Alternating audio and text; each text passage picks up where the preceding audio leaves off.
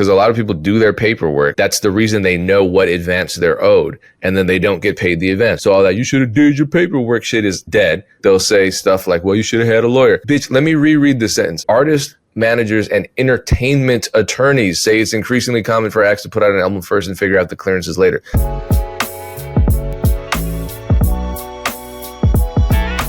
What's going down? Appreciate you tuning in. Thank you so much. Appreciate everybody that's been loyally listening to us and consistently checking our content out and watching the full. If you watch the full episode, oh my God, you're amazing. So thank you, and thank you for the continued support for Too Lost, who helps make this podcast possible. If you want premium music distribution for free for 3 months, you can upload a lot of projects in 3 months and not pay for it. Go to tolost.com, use the code @odds. If you decide to leave, your music remains on the platforms. It's not like if you leave Too Lost, all your stuff gets pulled off of Spotify or Pandora.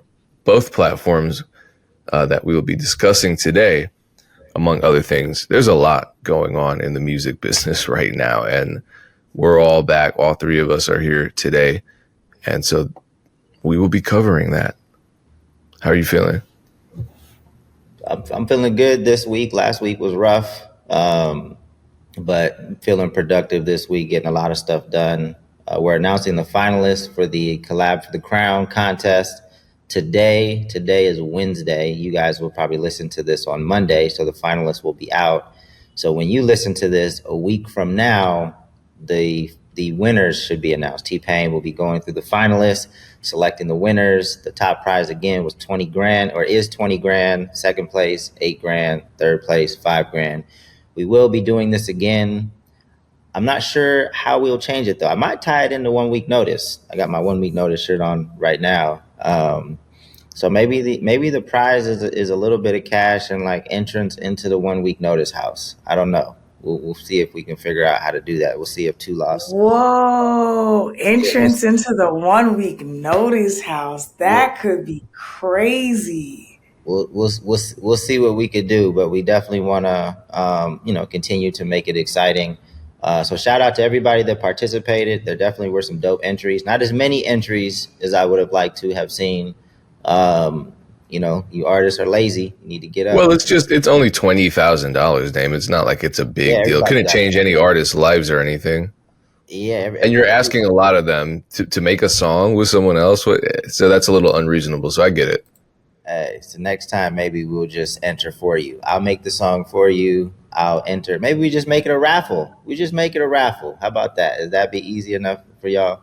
But anyway, speaking of money and people not getting paid, we wanted to talk about this today because there's two cases. And Payne has the case about Travis Scott and his Utopia album. And then there was a young lady named Tiffany Red, who seems to be a pretty prominent songwriter. I was unfamiliar with her, but she seems like she's funny too. She's funny. Yeah, it seems like she has a lot of credits under her belt, but the video was long. Oh, yeah. I want to say it was like 7 minutes, something. It was a decent amount. It wasn't like a reel. Like she was going in saying that some of these big name artists are starting to, or maybe have been taking publishing on the records, even if they didn't write any of the records. For people that don't know, there's two sides of this. There's the master ownership, and then you have the publishing. Typically, the publishing goes to whoever wrote the records, whoever wrote the music, right? I've never disputed that in my career in music. That's always been something that's just kind of set in stone. All right, we don't take, as a label, we didn't take any of the publishing. If the publishing goes to whoever wrote the record, whoever produced the beat, that we never touched that. But apparently some of these bigger artists, she mentioned Beyoncé, she mentioned even Seven Streeter, who's a writer herself. That example is kind of interesting. So they're saying that these artists are starting to take percentages on the publishing, in addition to whatever percentage ownership they have of the master. And songwriters, I think I've said it before, even from a streaming royalty perspective, like songwriters to me have it the toughest in the streaming era. just in my opinion. So what do you guys both saw the video? What was your initial reaction to it? Well, let me explain this quickly. So I've shown the chart a million times. I'm not going to show it again. If you need to see the chart, just pick one of my old videos, my solo videos at random, you'll see it. But it's the copyright chart. So as Dame explained, there's the sound recording copyright, aka the master, and the underlying composition copyright, aka the publishing, which in a label scenario is split up. So a lot of people think you sell all your rights when you sell a beat or a song to a label. But a lot of producers watch this. So here's the difference between the artist that signs to the label in general terms. The artist that signs to the label, the producer that makes the beat, and the songwriter that actually writes the song. So the artist that signs to the label is going to get, around, 15 to 20% of the sound recording royalties. Now there's recoupment. It's more complicated than this, but I'm just going to break down the percentages in a general sense. Then the producer gets 3 points, which isn't 3%. Check out the producer royalty interview that I dropped to get a more in-depth explanation of that. And then the songwriter isn't usually getting any of that, I believe. Everybody involved in the writing process gets a bit of the underlying composition copyright, aka the publishing. But in the streaming era, I don't want to say that ownership is insignificant, but it's far less significant than the masters. So no matter how you look at it, the label is getting the vast majority of everything because they own the majority of the sound recording copyright. They own the master. Well, they own all of it. They're just paying out based on these smaller percentages to the signed artist, to the producer, and then maybe to the features, but not usually to the songwriter. So I understand why songwriters are frustrated, because someone like Tiffany Red, if all she's getting is, hopefully maybe some money up front, but possibly not, and then as well, just a percentage of the underlying composition, which she should have gotten anyway, and now that means less because streaming pays less. It's not like radio or MTV that paid more on that royalty. Then an artist who performed the song but didn't write it is now asking for more of that cut that she's basically clinging to and living check by. A lot of songwriters are living royalty check to royalty check. No wonder she's upset. It's like your boss saying, yeah, you work for me, you work on commission, but you know what? If you do well with this commission, I want a percentage of that now too, since you work in my office. So I can see that frustration. That's trash to me. I mean, but again, it goes back to the whole structure. I don't want to focus on one particular piece of this puzzle, because the whole puzzle is, in my opinion, exploitative to everyone involved. Big artists, especially a top liner, asking for a percent of publishing is very common. I don't particularly like it, especially because to me the issue is the trickle down effect, because then a lot of younger artists who are in the room writing for those artists and then become artists tend to do the same thing. I've experienced that several times before. I knew of a younger artist who was writing with somebody who was a reputable person. This artist ended up getting signed, and one of my people was writing with them, and then they're like, yeah, we're just going to split everything 3 ways. And I'm like, why would we split everything 3 ways? Like, you weren't even in the studio the first 2 days. You came in, you did add some bars. Like, I'm not taking that away from you, but there's no way that you did a third of this. And then also the fact, because I was representing the producer at the time, they wanted my producer to dilute. And I'm like, the producer produced the full track. Why would we split this 3 ways? You and the songwriter can work that out, but don't ask that songwriter for half of their pub because you didn't write that much, And his response was like, oh, that's just like how we do it because da-da-da, which was a top liner. Every time he came into the room would do that. So I it is a standard practice, not just for like mainstream major label artists. If you are the big fish in the sea, especially if you've given other writers opportunities, a lot of times this happens, which is why I can see the trickle down effect with Seven Streeter happening, which is mind blowing because Seven Streeter has way more credits as a songwriter than she does as an artist herself, like at least out in the real world.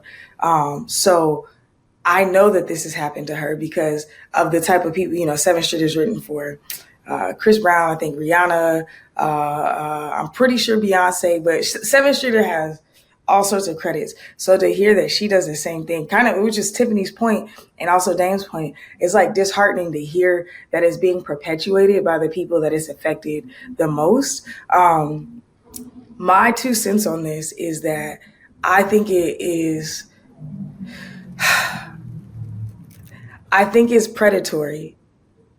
But the reason that people do it is because the label is not giving them as much, right? So if you're an artist and you feel like the label is consistently taking from you, I still don't agree with it at that point. And when I was younger, a lot of people would be like, I'm just trying to get in the room, Beyonce, whatever, or Rihanna, which I think is cool. But I think the hard thing, especially when you're somebody like Tiffany Red, is you have so many credits. It's like treating it as if it were a new songwriter who's just eager to get in the room versus people are literally calling Tiffany Red, or like she'll play a track back and people will remember it 2 or 3 years later, which I'm very familiar with her because she's super active in the Atlanta scene, very well known just all over the globe. She's written hit after hit after hit, but also has a lot of like deep cuts on albums. When people are calling her for records, like the way she explains it, which is my understanding of her, she makes these records at home a lot of times. She's making music, she's just turning it out. It's a practice for her. If I'm not mistaken, she's one who she's like you, Payne. She just is like, it's just, I do this every day, you know, and I don't have to go to the studio with you. So if she's making everything at home, she sends it off to you. You send the splits back. She's already not getting master royalties. And then you dilute her publishing when you came calling for her. I just feel like it's problematic. And I feel like, I feel like, especially as a woman in the industry, it's almost like if you fight for it, then it turns into an issue, which is why I feel like it's probably just now coming out for her that she's saying all of these things, because for so long, she's probably trying to establish herself and get credibility. But after a while, you just get fed up. I mean, I know it for me as a manager, same thing. It was just like, after a while, I just got fed up. I'm like, this joint is not changing. I can't teach you to treat me better. So I'm just departing from this. And when I walk into rooms now, the price is the price. And if you don't want to take the price or go up, then I don't have to be here. Like, I can figure it out. And I think for her, that's kind of the place where she's at. It's like, and I think she is one of those writers who gets a fee if she comes to a session. But I think she's I think she's one who doesn't particularly like going to sessions. And then, you know, the way that Atlanta works is almost like, if your homie calls you to come into a session, you're not going to charge your homie, but you end up pulling up to the session and it ends up being for this, you know, major label. And then you're like, oh, well, typically my fee, you know, like I have a lot of songwriter homies who deal with that. It's like they pulled up to show love to a homie, and then it ended up being a bigger thing. And then, you know, so I feel for her. I think the way that the industry is shaking out isn't right. I think telling people that the opportunity is for in this situation. Now, again, I think sometimes when you're a newer artist or a newer songwriter and you're just trying to figure it out, and sometimes it's like, well, if you want a Beyonce record, yeah. Because I know somebody who was like a year into songwriting. They ended up getting brought out to a camp and it landed on Lemonade. And they were like, cool, there's 3 writers on here. And if you land a song, like, this is Beyonce's cut. That's like they were telling people. And that person was like, I literally do not care. And it changed their life. Like, they're whole different realm now. So to me, I don't know if there should be a tiered system. I don't know if it's a situation where that has to be negotiated up front. But I know sometimes the magic leaves the room, as they say, when you start talking business. I just think there's just got to be a better way to take care of people. There's too many people not getting paid at this point. So I'm not exactly sure what the solution is, but I just personally don't I don't think it's right. And if it's like a situation to where, okay, the artist gets pub, it should be something to where it's like no more than 10% or no more than a percentage of the publishing left over.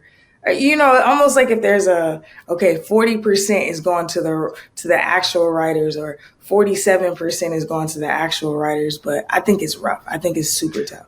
Yeah, the publishing should be capped, because you get caught between these two scenarios where, one, you're dealing with an artist that's not rich like Beyonce, and they're like, well, I'm just trying to get as much as I can because I'm not getting enough. And then they just pass on that cycle of taking. And then there's a situation where it's a Beyonce who doesn't need the money, but because she's Beyonce, of course she's getting a bigger cut because she's Beyonce. She's going to change her life. So it's like no matter where you walk, you're always, as a songwriter, being told to take less because of this reason or the opposite reason. But obviously, like Beyonce, it's a totally different realm, because like I would imagine she's not in a traditional like start out deal. Like she's not getting 15% of the masters, right? So she's already in a better situation on the master side, but she's kind of like using her leverage on the publishing side. And I don't know if it's her. I don't know if it's her team. I mean, I'm not there, so I don't know exactly what's encouraging this in this practice. Maybe it's communicated to her this is normal. Maybe it's communicated to her like, hey, you could do this and it makes sense because your record is going to be bigger and we're putting more money into it and it's going to generate more money on the publishing side. But as an up and coming songwriter, or just a songwriter in general, like I think it sucks for them to use their leverage in that way. However, I probably would continue to, like, if it's a Beyonce record, I probably would want that opportunity. And, like I said before we pressed record on this podcast, like I would rather take, 40% of a Beyonce record or 20% of a Beyonce record than if I was supposed to get like 50% of somebody else's record. That's just the math. That's just the, putting principles and what's right or wrong aside, like you're going to generate more money with a Beyonce record than if you give it to somebody else and get a bigger percentage of the publishing. That's just. But what if like Beyonce's team comes calling? You know what I'm saying? Like at that point, like if they're like, come, we need, what do you have? We need records from you. We're writing for Beyonce's project. To me, that's what changes it, because she's like that. People come calling for records that she has. So that's what I'm saying. I wonder if there needs to be a tiered out section, because if the biggest artist in the world, her or their team is like, we need you to write a record, I'm not the typical, like, I think even about Sway Lee. I don't think Sway Lee is overly diluting himself. He may give up a certain amount of publishing, but it's like he has so many records at this point that he's written for people. Again, on Lemonade, at that point he might have diluted because it was his first super major record in world's perspective realm. But at this point, he's writing for everybody. So I'm just wondering, like, does Sway Lee dilute and say, I have enough money, so it's whatever? I just want to know where the buck stops, because if Beyonce is calling me, that means I have some value here. I should have more value than the average song. And no disrespect, I still don't think it's right, but I think my weight, when people call me and they're like, we heard you need to da da da da, when they start trying to haggle me, I always say, you called me. That's like, you called me, the price is the price, Well, I think everybody has to like draw their individual line. Like your line might not be the same as Payne's line, might not be the same as my line. Like I might be in this for a different reason. Maybe I'm just trying to get as many credits under my belt as possible because I believe that will do something else for me in the future, right? So you just have to weigh all of the variables and draw the line. You might be the type of person like, hey, if I wrote this whole record, I'm getting 50% of the publishing, and that's just the way it's going to be. And if you're not with that, then I'm not working with you. And that's the line you want to draw, that's up to you. I mean, you just have to understand like what opportunities you might not get because you draw that line. But if you understand the whole board and you still draw your line, then I gotta respect it. You just have to understand the consequences of the lines you draw. Because again, before we recorded this podcast, it's not the exact same, but with some of these sync licensing companies that will try to place your music in television and film, some of them are taking up to 50% on the master and publishing side, and I think that's ridiculous. People taking 50 on master and pub. Yeah, yeah. they want 50% of the total fee, and I'm like, that's ridiculous. However, then you start to think, well, some of these opportunities we wouldn't get if we didn't have this partnership. I'm gonna let you know it sucks, but I'm gonna still get that bread for my artists and for the label. I think 50% of the upfront fee, that's different than 50% of the master, like the master and pub upfront fee, yes, but they're not taking any back end royalties. Oh yeah. They're not. Yeah, that's okay. Because I'm like, I think we got to be clear about that. Because I'm like, oh, that's crazy. I actually don't have an issue with that because it's pretty standard, which free doesn't make it right. Yeah, but still sucks. That to me, that's like, yo, just because you place it, you're taking half of pretty much everything. So I don't like that arrangement. There's some sync licensing companies that will have a smaller percentage, but again, it's really just comes down to education, understanding the entire board, what the impact's going to be on your work going forward, on your negotiations going forward. That's why the education piece is so important. So, because a lot of times you'll let your emotions just kind of take over, and you might start an argument. You might, just kind of disrupt the process because of, not from an education standpoint, but just because you're so upset. And I think you need to step out of that and just kind of understand what's going on. And if you still want to draw that line, then cool. But just do it with a clear head and maybe, and some counseling with your team.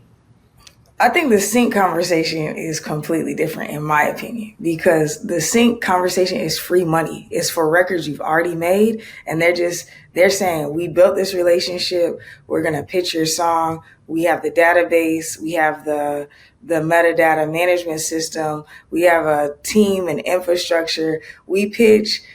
You just upload your track. We pitch. Here's $10,000. We'll take half. I don't have a problem with that versus being like, hey, this person, like, now when we make songs for Syncs, we get more than 50%. Obviously, if they're like, hey, we want you to make a song for Sync, and we get a share in the master, you know what I'm saying? So to me, Sync is different because this is a situation where somebody is they're writing a song. Either they created it themselves or they come into a room where they're building the song for the purpose of giving it to an artist who's going to be able to exploit it in multiple different ways. With the sync, they're only doing right now this upfront fee. If it gets sunk again, you get another fee. It gets synced again, another fee. You know what I'm saying? So I don't think that this is even remotely the same as far as like equitability, which is to me the conversation that we're having. No, but so again, it's not exactly the same. But if you look at it like this, right? Like say you wrote all of the lyrics to a song. You have the option to give it to artist A. You have the option to give it to artist B. Artist A is saying, I'm going to do this, and put this much money behind it. It's this big of an artist. So you're obviously it's going to generate more revenue, but you might get a smaller percentage of that. Option B is like an artist that's up and coming, that's independent, might not get any sync placements. It doesn't have kind of the team behind it. But you're going to get your 50% because you wrote all of the record.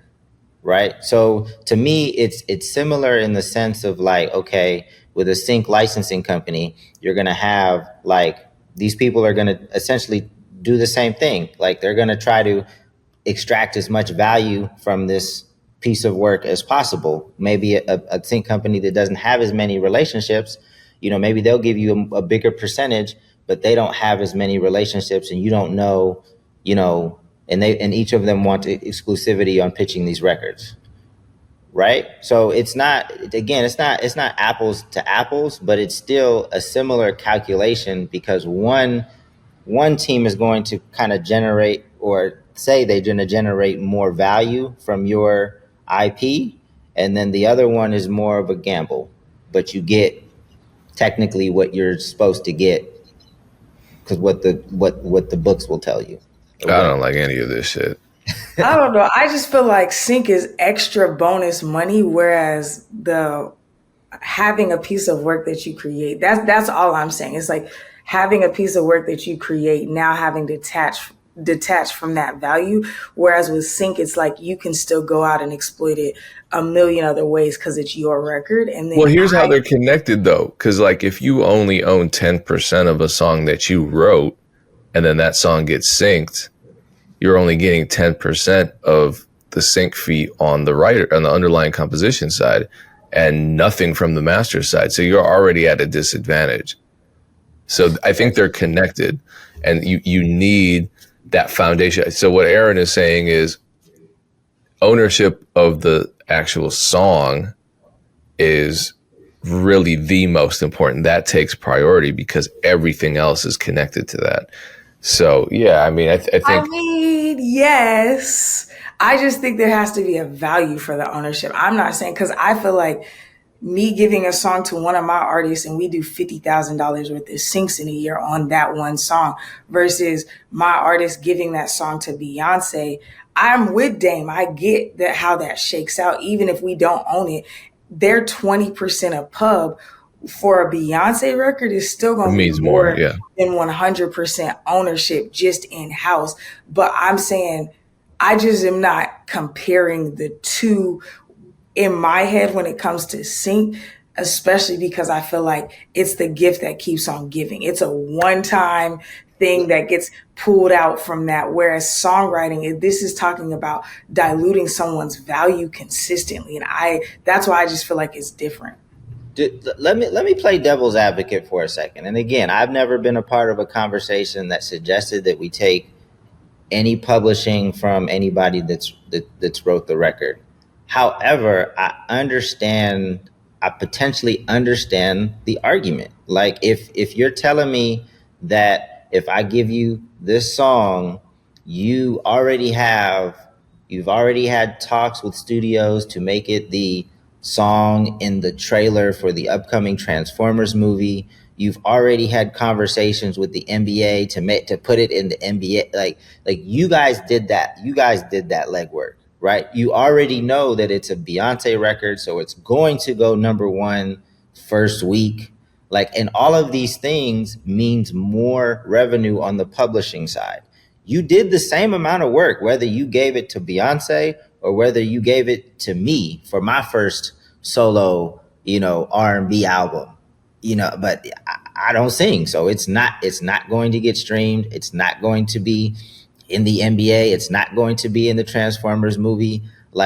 There is a business argument to say okay, if you go this route with this machine, it's going to generate a shitload more royalties on the master and publishing side. You didn't do any different work, whether you gave the song to Beyonce or whether you let me sing the song and put it out through Too Lost. I just feel like that's a errant example because you're comparing Dame on Too Lost to Beyonce, whereas Tiffany Red could give it to a Kenyon Dixon and get a Grammy winning record and have more, you know what I'm saying? Because she's not it's not that's still respect to Kenyon Dixon. That's still a huge difference I made the examples, me and Beyonce, just to make the two extremes so people understand it. But if you want to make a more realistic example in Beyonce and Kenyon Dixon, it's still a huge difference. But in that situation, her holding on to records, she may get part of master and pub on a Kenyon song. And now, you know what I'm saying? Now she's Grammy nominated. Now she talks, you know what I'm saying? Even here, I'll tell you that I'll give you an example from Rihanna's album. Okay. So Rihanna has this record. It was super widely spread in the songwriter community when this happened, because they basically took a ton of songwriters from Atlanta, flew them to an island and did this writing camp for this song called Man Down, right? I'm a huge Rihanna fan, so I'm always like looking into these stories. But a lot of my friends went to that camp. So because it's a camp that the label paid for, you're not getting paid regardless of what level you're on to come out there, right? But they're like, you know, we'll put you up, we'll take care of you, da da da. They go out, they spend like 3.5 days writing this song Man Down. It's gonna be a single, yada yada yada. They have all these plans, they pump, whatever. They spend, I think, like $10 million on the record. It essentially flops as a single. I love this song, but again, I'm a huge Rihanna fan. It flops as a single, and all of the recoupment, you know what I'm saying? Like, it's like they just lose millions of dollars on this record.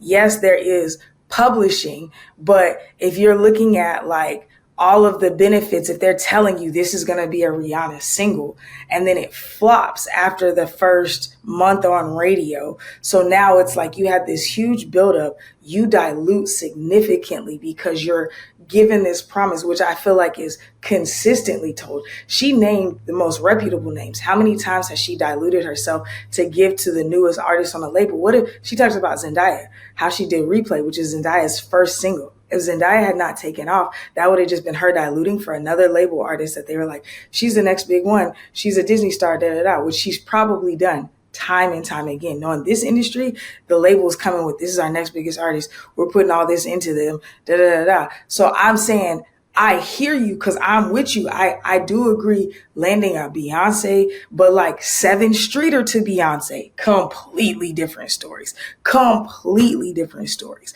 Like 7th Streeter is damn near indie compared to Beyonce. So like for me, it's like, we keep saying Beyonce, but even the Beyonce records she's written are deep cuts. She's not getting Beyonce singles. So that publishing, yes, significant, but way different. Like to get a Beyonce single, even a Beyonce single right now versus a Beyonce single 5-10 years ago versus a Beyonce deep cut. So I'm with you. I think Beyonce, top liners, big artists, Bad Bunny, whatever, great. Dilute, sure. But I think the conversation is more about the precedence that's being set, especially when somebody has the type of credits that she has. I just think that we can't just be like, well, the benefit, it's like, that's what happens. That's the whole conversation is we consistently give up a little more because it's not that bad. And then we're in this shitty economy where nobody is getting paid properly. And it's always the labels or the people sitting on top. And it's a bad concoction to me. Yeah, my final conclusion and stance on it is, if I was a songwriter, I mean, yeah, there would be a cutoff of like when I would not give up anything. But even a Beyonce deep cut, you know, for a lot of these records, I would probably take the chance if they said that they were going to take me off or I have to take a less percentage. Me personally, I would just go ahead and, because there's really nothing else you can do other than just not do it. Right. And I'd rather have that opportunity and kind of see where that goes while continuing to advocate that and have the conversation when it's appropriate that this is not, you know, I'm not happy with this, you know, and just continue to fight going forward. But I would still want those opportunities. That's just me, though. And that's how the music business gets you. And I feel like this cycle is everywhere. So I want to transition quickly into the Travis Scott story. Because I think at very least the Travis Scott situation is a little more promising. Because again, like I said, I think producers have every right to be upset with the way the music business is structured. But we also probably have it better than songwriters and engineers in most cases. So Travis Scott's Utopia first week basically goes gold. It's like 10,000 shy of gold. Let me see actually what the real numbers are. It sold 496,000 equivalent album units. So that's 4,000 short of gold. And this was back in, last summer. I remember listening to this.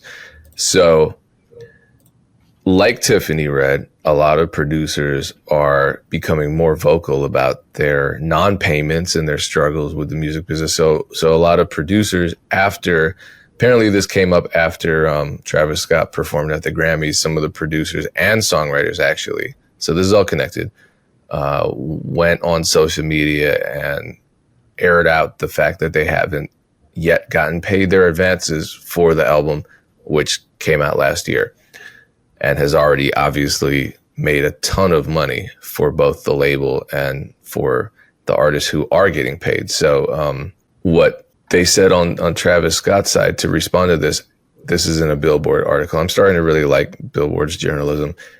At the time, at least 4 of the producers and writers involved with the album still didn't have producer agreements or publishing splits finalized, according to 4 sources close to the project, meaning they cannot get fully compensated for their work.